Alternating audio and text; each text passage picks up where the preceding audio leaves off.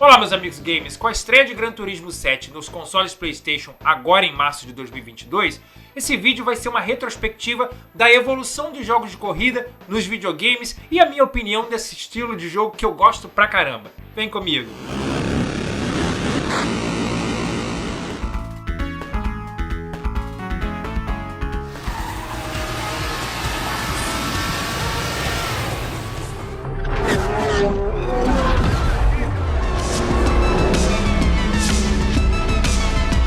E aí pessoal que gosta de videogame, tudo bem? Sejam todos muito bem-vindos ao canal Games em Debate, eu sou o André Vandoni e eu sou amante de jogos de corrida, jogo ali desde a época do Atari e esse vídeo aí é uma celebração para aqueles como eu que joga com jogos de corrida, né, que curte pra caramba nos consoles, e eu queria debater com vocês aqui a evolução ao longo desses anos de videogame, né, como a gente viu ali o aprimoramento não só gráfico, né, mas as estratégias que a gente tem que ter para tirar bom proveito na hora das corridas, né, e claro, os termos técnicos usados hoje, que no passado não era muito cobrado isso, vamos dizer assim, né? Bom, Gran Turismo está estreando então aí no PlayStation 4 e PlayStation 5 no dia 4 de março. É uma franquia que em particular eu não sou muito fã, entendeu? Eu vou contar mais pra frente o porquê, mas eu sempre gostei muito de jogos de corrida. Na verdade, o que me tira o estresse depois de um dia de trabalho cansativo, né? Condução para chegar em casa, é ligar meu videogame, botar um jogo de corrida e tentar chegar em primeiro lugar. Eu xingo uns bons palavrões ali quando eu começo a perder, mas isso aí é o que me relaxa e me distrai.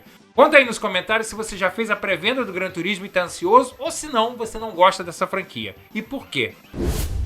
A gente viu aí, desde a estreia dos consoles, lá na época do telejogo, do Atari principalmente, que a gente teve aquele jogo chamado Enduro. Aquilo ali foi a primeira experiência que a gente teve de videogame, né? E com a chegada ali do Master System, do Nintendinho, do Mega Drive, do Super Nintendo, a gente teve então um outro prisma dessas possibilidades, né? Eu lembro que nessa época eu frequentava muito fliperama, e uma das coisas que eu sonhava, porque vocês sabem que eu gosto bastante de tecnologia, de termos técnicos, né? Uma das coisas que eu sonhava era ver a mesma qualidade dos arcades, dos fliperamas, nos consoles de videogame. Na época eu tinha um Mega Drive, né? E na época eu jogava Super Monaco GP, que era um clássico ali do Mega Drive, né? Já no Super Nintendo eu jogava o F-Zero, que também era um clássico da marca Nintendo, né?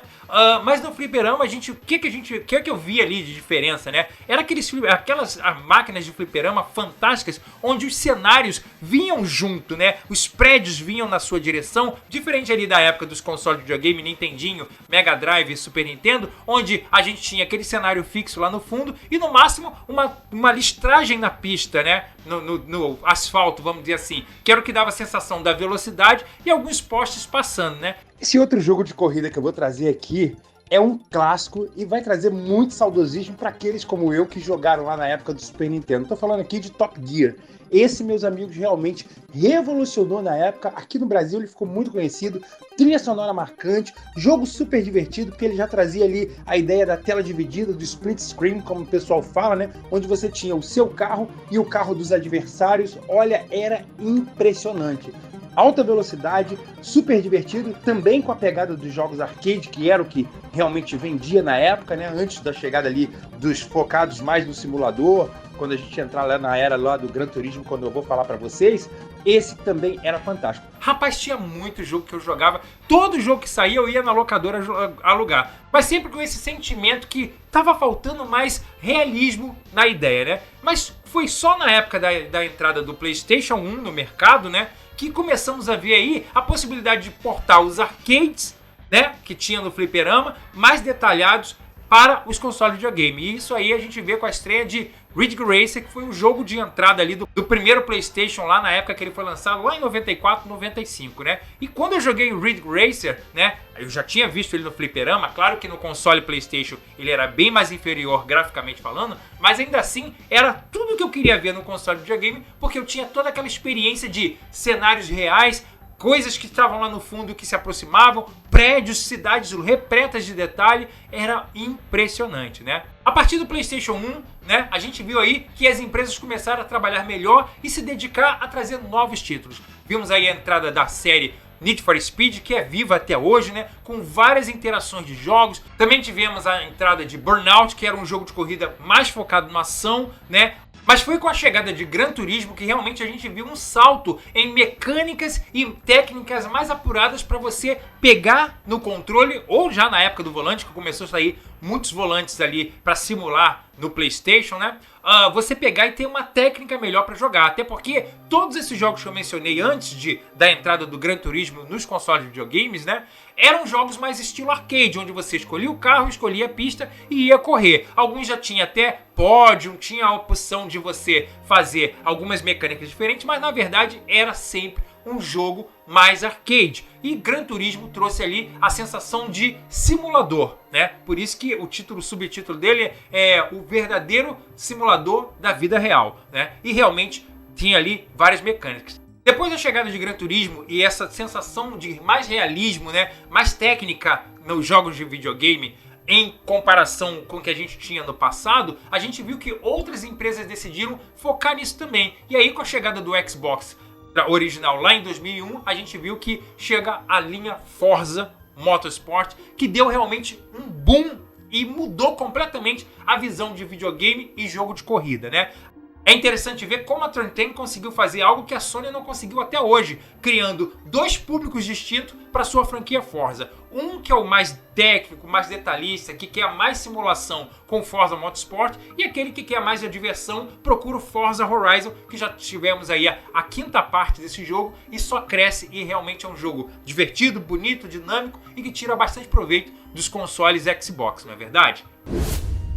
Agora eu conto por que eu não gosto muito de Gran Turismo, porque eu acho ele muito preso. Eu sempre gostei mais de jogo de corrida, realmente do estilo arcade. Gosto da simulação, gosto da liberdade de eu configurar meu carro, trabalhar ali as peças, amortecedor, pneu, embreagem, ampliar ali o motor. Gosto dessa mecânica. Uma das coisas que eu acabo não sendo fã é realmente essa forma travada da Sony continuar investindo no jogo. Por exemplo, até hoje o Gran Turismo você tem que tirar carteira, licença para você correr numa pista determinada. Isso dependendo do teu nível de jogabilidade. Realmente pode atrapalhar você, e aquela coisa que devia ser um prazer, uma coisa divertida, se torna uma coisa cansativa e você acaba enjoando e deixando pro lado. Mas o Gran Turismo, na minha opinião, eu nunca consegui ser fã da série, apesar de gostar, acompanhar, jogar no PlayStation 1, jogar no PlayStation 2, cheguei a jogar ainda um pouquinho do PlayStation 3, já no do PlayStation 4 eu não joguei, entendeu? E nesse do PlayStation 5 talvez, se for jogar, seria muito mais pra frente, né? Diferente aí de outras interações, como a gente vê aí, como eu falei no caso do Forza, que apesar de ter o Forza Motorsport, que é um jogo mais focado para simulação mais real, mais precisa, de você fazer mais ajustes no teu carro para ficar ao seu modo, ainda assim é um jogo que consegue ter uma diversão para aquele público que não quer ter estresse, quer jogar e quer se divertir. Então, isso é uma das coisas que a Sony, na minha opinião, ela precisava mudar. Mas ela não muda porque realmente existe um público para isso. A gente vê que a partir da Gran Turismo Sport, que estreou ali no PlayStation 4, a Sony pegou um caminho totalmente diferente da franquia até o Gran Turismo 6, lançado para o PlayStation 3, onde ela focou então no público multiplayer, o público que está online, o público que quer jogar em comunidade e ter seu ranking mostrado ali para o mundo, né? A Microsoft, de uma certa forma, já tinha muito bem conseguido isso com o Forza Horizon, né? Onde existem vários grupos, comunidades imensas, né? Onde as pessoas jogam, né? Compartilham seus troféus, compartilham suas experiências e cria então uma interação muito maior mundial. A Sony veio com essa pegada no Gran Turismo Sport, né? O foco dele praticamente foi esse público e, de uma certa forma, naquele nicho de pessoas que gostam de Gran Turismo, acredito que tenha sido bem sucedido. E ela traz então o Gran Turismo 7 agora de volta, de uma certa forma, as raízes dos clássicos. Tem também inovações, tem novas modalidades incluídas, mas ela também continua com foco no público online. Inclusive no Gran Turismo 7, boa parte do gameplay você tem que estar conectado online. Se você não tiver conexão online, em alguns pontos o jogo nem vai funcionar para você. Isso é uma coisa que vocês sabem aqui do canal, que eu não gosto de ficar preso em jogos que demanda você estar conectado. Eu preciso ter minha liberdade. Quando eu quero jogar multiplayer, eu vou lá, conecto e jogo. Quando eu quero jogar meu single player, quando eu quero jogar modo história, modo campanha, eu não quero estar conectado a nenhuma rede, porque eu quero ter a minha experiência da minha forma. Mas a gente vê que até hoje, mesmo com algumas tentativas, a Sony não conseguiu se desvincular de Gran Turismo como sua primeira e única franquia principal de jogos de corrida, né? Nos jogos de história, a gente vê que ela tem vários personagens criados, né? Tivemos Recentemente aí o lançamento de Horizon Forbidden West, ainda tem a chegada de God of War, Days Gone, Uncharted, ou seja, é uma infinidade de personagens que ela consegue criar. Mas na casa de corrida, as tentativas que ela fez, infelizmente, foram todas, de uma certa forma, frustradas, onde até o Evolution Studio que fez ali MotorStorm e o próprio Drive Club foi completamente desmembrado e desfeito, né? A Sony fechou ele. E hoje alguns programadores dele foram comprados ali pela Codemasters e estão trabalhando nessas novas pegadas aí, como por exemplo foi o caso de o lançamento de Grid Legend, entre outros. Bom, com a Sony lançando Gran Turismo em 2022 para o PlayStation 4 e PlayStation 5, acredito que a Microsoft também deva trazer a reformulação de Forza Motorsport, tão prometida ali pela Turntime, com o lançamento ainda para o final do ano. O que vocês acham? Deixa aí nos comentários se vocês gostaram desse vídeo e conta pra mim também qual foi o seu jogo de corrida favorito. Pode ser de qualquer console. Teve vários jogos aqui memoráveis que se eu for nomear, esse vídeo vai ficar muito grande. Entendeu? Muito obrigado por ter assistido até o final. Eu vou ficando por aqui. Deus abençoe a todos e até o próximo, meus amigos. Tchau!